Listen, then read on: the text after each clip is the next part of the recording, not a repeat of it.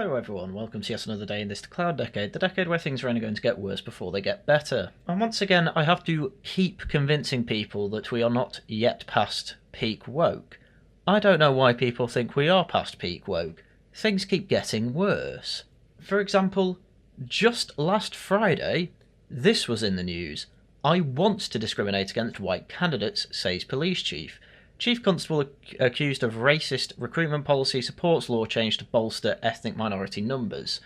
So, someone who is right at the top of West Yorkshire Police is saying that he wants, further legal discrimination, because it's already technically legal to discriminate against white people, because, I don't know, virtue signalling or something. I'm not entirely sure. Let's have a look. So, Chief Constable John Robbins, the head of the West Yorkshire Police, said the law should be changed in order to boost the number of ethnic minorities in his force across the country. West Yorkshire is one of the whiter parts of the country, so obviously he's not hitting his diversity targets. It comes as the force faces a backlash for putting a temporary block on hiring white candidates, a move that could potentially amount to positive discrimination, which is actually currently illegal in England and Wales, so it shows what I know. Oh, in fact, I'll get into it after this, but there was actually a case where it turned out to be illegal. And this police chief wants it legal. In a move likely to fuel fresh tensions, Mr. Robbins said he stood by previous comments that legislation should change so that forces were free to positively discriminate in favour of ethnic minorities. A spokesman said the Chief Constable's position has not changed. It is a national view that he holds, which is just madness. Why does he hold it? Luckily, Conservative MP Neil O'Brien, MP for Harborough, Oadby and Wigston, said what West Yorkshire Police are doing with their racist hiring policy and division of different ethnic groups is skirting the edge of the law. It is no surprise to discover that they have been pushing for the law to be changed to legalise these racist hiring policies. With gun crime in West Yorkshire at record high, many people might think local police have more important things to be focusing on. Nope, he just wants to discriminate against whitey. Why, you may ask? I would imagine that they have targets to reach with their diversity hiring practices, and I don't think he's able to reach it without positive discrimination because, as I say, Yorkshire is still a relatively white area of Britain, and I would also imagine a lot of the ethnic minorities around there aren't particularly interested in joining the police force. So, Mr. Robbins argued in 2023 that positive discrimination in favour of Catholics had succeeded in boosting their representation in the Northern Ireland Police Service after the Good Friday Agreement. Thank you very much for that, Blair. It worked in terms of religion in Northern Ireland. We've tried really, really hard over many decades, especially over the last 5 to 10 years, but there's just a systematic issue around applications. I think that the systematic issue, by the way, is more white people. White people are overrepresented in applying for the job at the police because, well, they seem to be more interested. I think the time has now come that legislation should change, so we should use positive discrimination. He stressed that it would involve no change in the standard of recruitment and would give people from underrepresented groups the best opportunity to find employment. By definition, you are lowering the standard of recruitment because you are casting the net to a much smaller group than you once were. By definition, the standard of recruit will drop.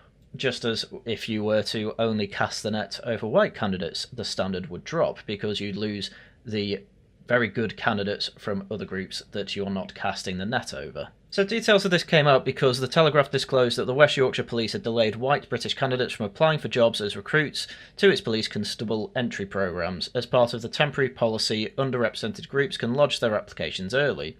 The force admitted on its website that because of a lack of ethnic minority officers, it accepts applications all year round from these underrepresented groups, but white British candidates must wait until our recruitment process is open. A whistleblower has claimed that the Black and Far East Asian candidates were considered particularly underrepresented and given a gold ranking, followed by those of Southeast Asian origin who are in the silver tier. White others, including candidates from the Irish and Eastern European backgrounds, were bronze. West Yorkshire Police stresses that 9% of its officers are from ethnic minority backgrounds, while 23% of the people in West Yorkshire are from these communities. Okay, why aren't they joining then? I have high doubts it's because of your recruiting process. But this is what I mean. The British state will have a target for all police forces to represent their communities, and they're clearly struggling to get to that magic 23% number, and so they're having to use drastic action to get there. But people don't like that because people really do not like discrimination in Britain, and that's exactly what we have here. And the thing is, as I said, this has happened before and ended up with, well, a lot of taxpayer money going on court cases. So back in June of 2023, and one thing I want to make very clear about all this is that this is all a situation that has been overseen by the Tories. I mean, I know that under Labour, that West Yorkshire Police article was put forward, but you've got to realise this was a culture that was cultivated after 14 years of Tories being in charge. They've done nothing about, effectively, probably more than half, to be honest with you, but an awful lot of people in the public sector, in higher echelons of it, just want to, they are almost mad for discriminating against white people. And as I say, back in 2023, it went to court. RAF diversity targets discriminated against white men. Again, this happened under the Tories. You need to remember that. So initiatives to increase the numbers of women and people from ethnic minorities in the RAF led to unlawful positive discrimination, and inquiry is found. So this was good news about 2 years ago, but unfortunately the answer to this was not, oh, okay, we won't do it again. It was for other parts of the public sector to say, oh, well, just don't make it illegal anymore then. The police, of all people, saying that, ironically. The head of the RAF has admitted some men were discriminated against. The internal inquiry was sparked by the resignation of a female RAF group captain who told her superiors the policy penalised white men. The inquiry found she faced significant and unreasonable pressure to meet diversity targets. These targets were set by the last Chief of Air Staff, Sir Mike Wigston, to increase the proportion of women and people from ethnic minorities in the RAF. And I would imagine it's by law that he had to do that. So again, this Chief of Air Staff is being blamed for it, and I suppose to some extent he should be blamed for it because he did nothing to fight against it from the looks of it. But there are laws in place, say effectively the Equality Act, saying that, well, if outcomes aren't the way we expect them to be, there must be discrimination somewhere. That's what he was trying to avoid. And so instead he just directly discriminated anyway. But the unnamed senior female RAF recruitment officer told his superiors that fast-tracking women and ethnic minorities was contrary to the Equality Act and discrimination against white men. Turns out it's true. It's funny, the Equality Act is so badly written that if natural outcomes seem to show that, well, let's say white men are overrepresented in the RAF, then it shows there's discrimination somewhere. How do you get over that and actually get equality of outcomes? Well, you have to discriminate in the Equality of Opportunity department, and from there you end up, well, having to pay massive fines for discriminating against white men. It's an absolutely atrocious act, and obviously needs to go. Guess which party has that as a promise? The Reform Party. So the inquiry conducted by the Ministry of Defence found the pressure to meet those targets led to unlawful positive discrimination, but the RAF argued that the policies were positive action, not discrimination, and they were not unlawful. Okay, interesting. You know, discrimination, by definition, is a subset of action. But anyway, the new head of the RAF, Sir Richard Knighton, has now admitted that some men were discriminated against and apologised. It includes a group of 31 who were held back in training who have now been compensated. The RAF has also admitted its target of 40% of the force to be female and 20% from ethnic minority background by 2030 is unrealistic. No individual has been named or blamed for trying to implement the policy. The female GP captain, who first blew the whistle and resigned, is still expected to take the RAF to an employment tribunal. Well, I hope she does, because this sort of thing needs to go. And it being brought up in the police as well, this is a disaster and needs to be stopped. Again, we are not past peak woke until this is all destroyed. Anyway, something else that's been in the news this week, but I'm sourcing from over the past year, is the fact that medics who have passed university and done very well have absolutely no choice whatsoever in where they are put. You'll see the odd complaint like this. Today I got my job allocation as an incoming doctor after 9 years studying at Cambridge, PhD, and scholarships for ranking high up in my cohort.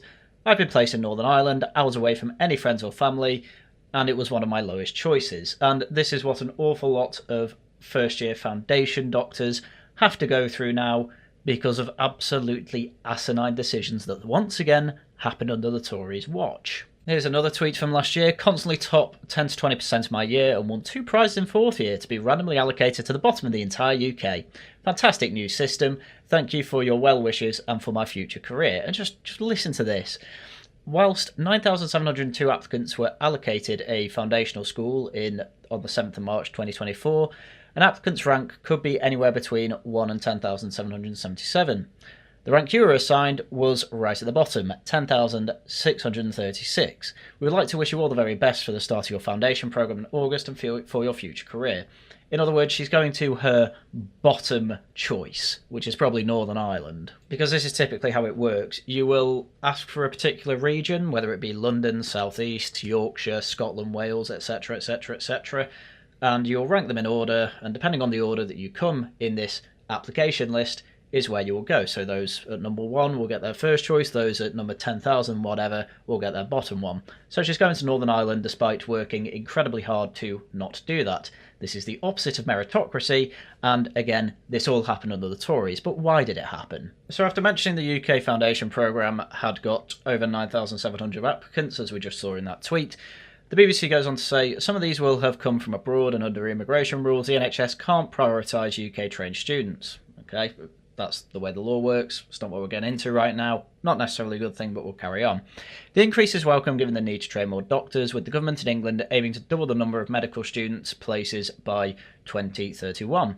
But the NHS trusts have struggled to keep up to ensure that they have enough training posts for new graduates. The British Medical Association has this week written to the Health Secretary warning it is exceedingly concerned about placeholder situation after being inundated with complaints from worried medical students.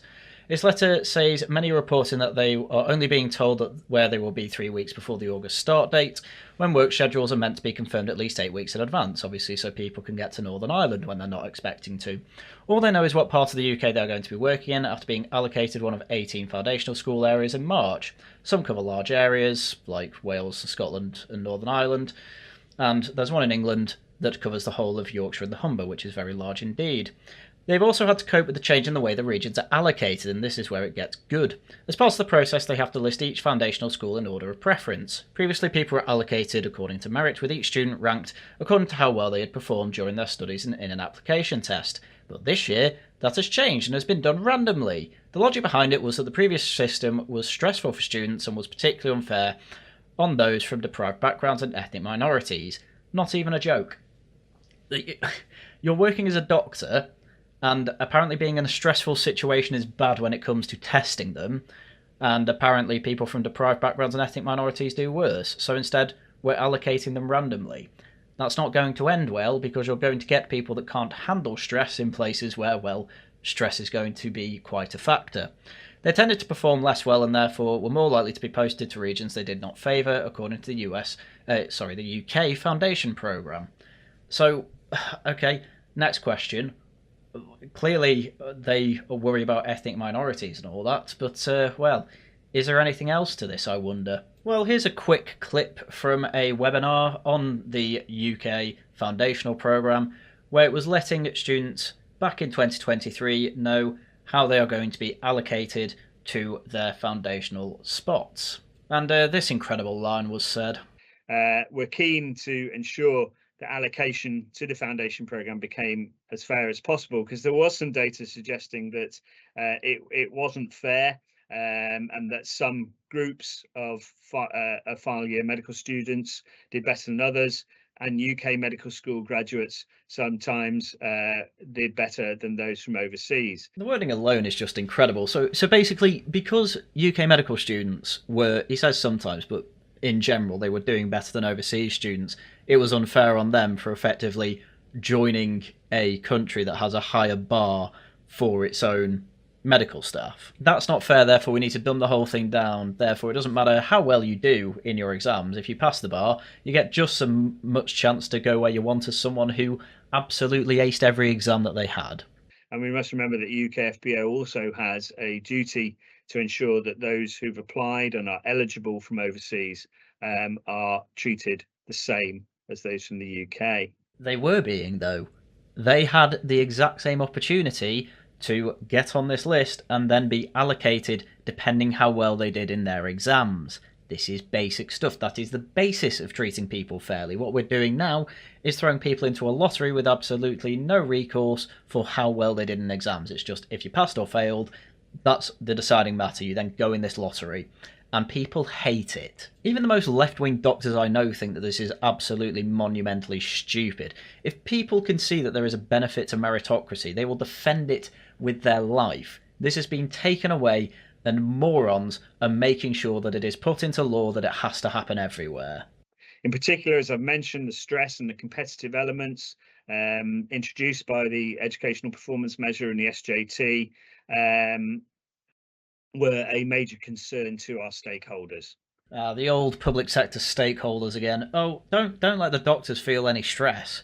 They're not going to feel stress on the ward, are they? You're there as a doctor saving someone's life in surgery. Like, imagine if you had to go through stress before. Getting allocated to this foundational place via going through a stressful exam. Can't have that. And the NHS, through the statutory education bodies, put in a concern about unequal foundation school fill rates, as suggested by those competition ratios, and that this was partly due to the allocation model with a ranking due to the scoring of the SJT and EPM. Yeah, the NHS has just moved to a completely anti-meritocratic system, effectively, one that's absolutely absurd, as I said. And again, what's the benefit for it? Well, from what we've heard so far, it's to benefit foreigners rather than UK nationals. We're not even talking about race yet. That comes from the published works that he is indeed quoting. Time for preference-informed foundation allocation? Well, the abstract of this particular piece of research states, successful completion of year 1 of the UK Foundation Programme is a greater medical council requirement that newly qualified doctors must achieve in order to gain full registration for licence to practice in the UK. Effectively, you got to do your foundation programme to become a full doctor. Makes sense. We present compelling evidence that both sections of the UK Foundation Programme allocation process, consisting of the Educational Performance Measure and Situational Judgment Test scores, the two things the guy was just talking about in the webinar, are not fit for purpose. The ranking process drives competitive behaviours among medical students that undermines NHS team working values. It's unbelievable. It is unbelievable how they think a competitive environment cannot also be one that involves teamwork or promotes teamwork. I am within a company. I am constantly competitive with the other workers, but at the end of the day, we're all a team and promote teamwork. It's unbelievable that people think that they are somehow mutually exclusive things.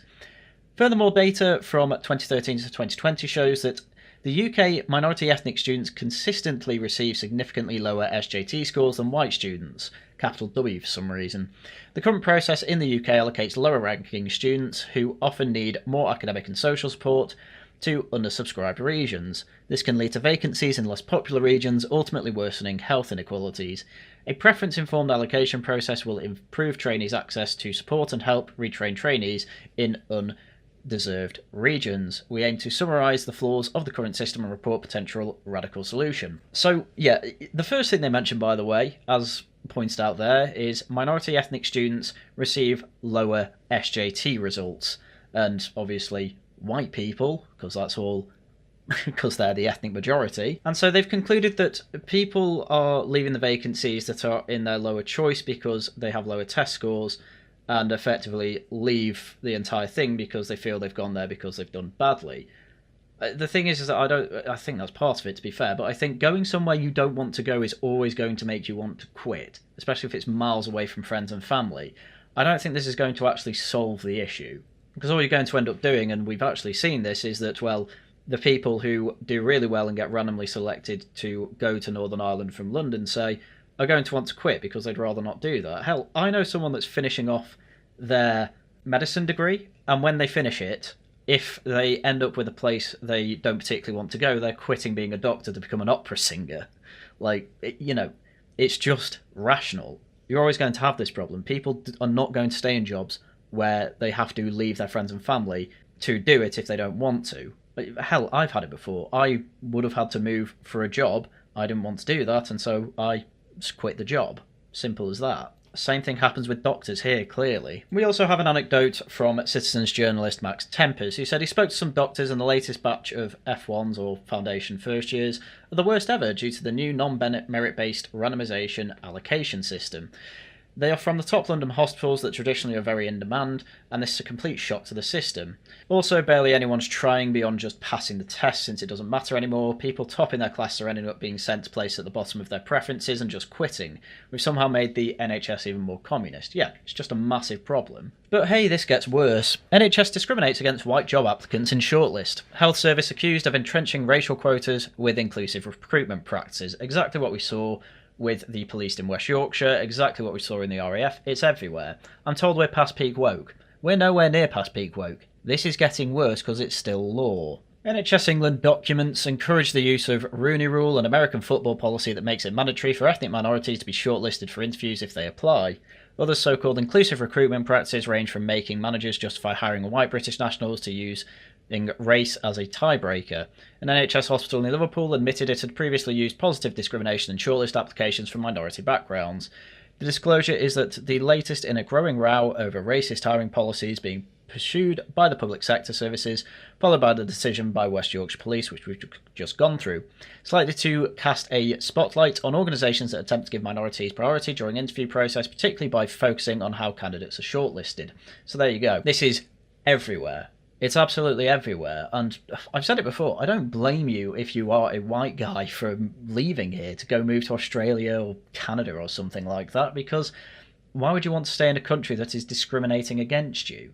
And this is a point that really isn't brought up enough to ethnic minorities that are already here who say it's racist.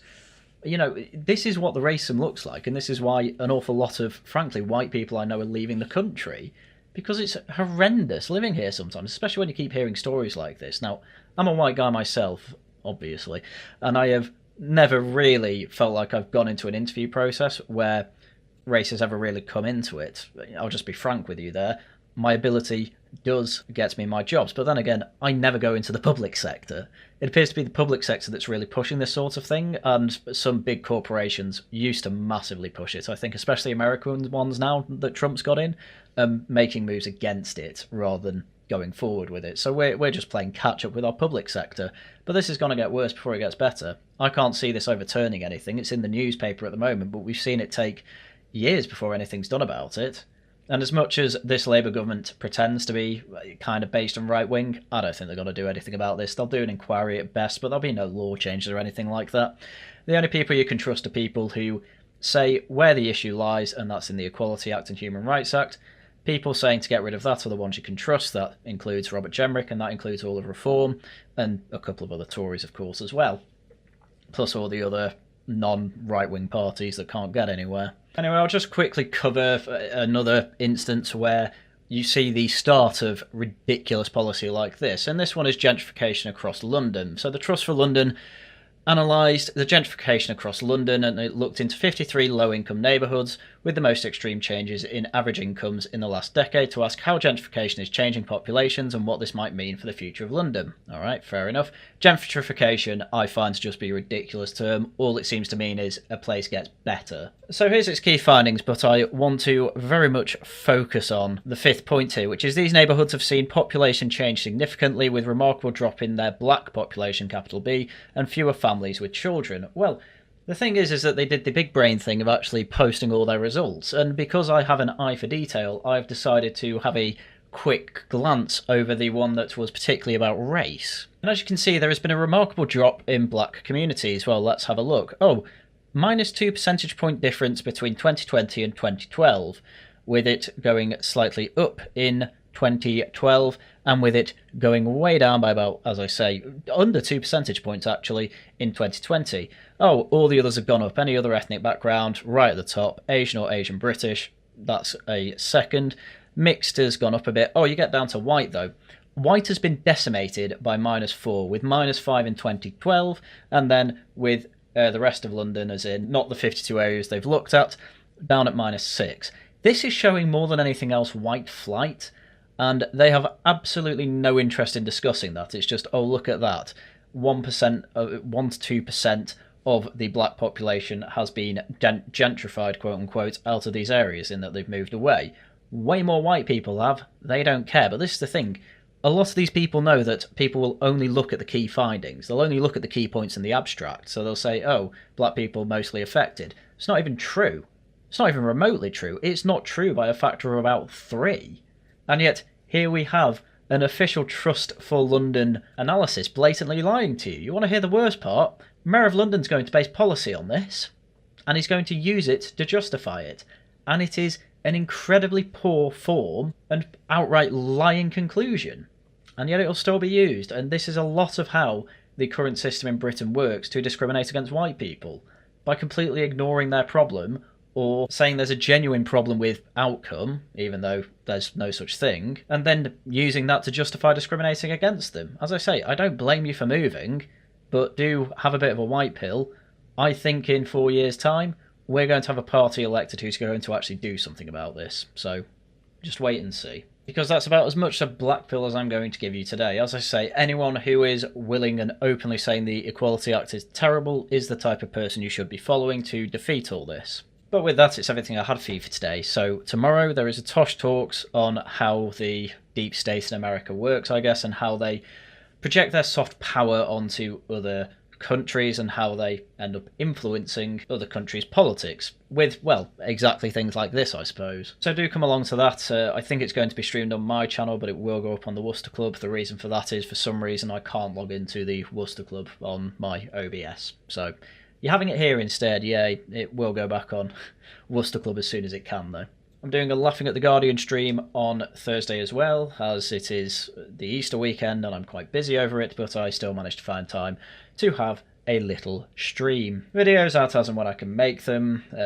Probably only going to get them Monday, Tuesday, Wednesday, Thursday. Well, you're certainly getting it Monday, so do look forward to that. I should try and make them when I can. Hopefully I'll have time over the Easter weekend to make an extra one as well, or maybe stream one evening. As for how you can help the channel, subscribe, leave a like, leave a comment, become a channel member, give me money via super chats or super thanks, all great ways to help out the channel. And with that, that's everything I had for you for today. So once again, thank you very much for watching, and until next time, goodbye.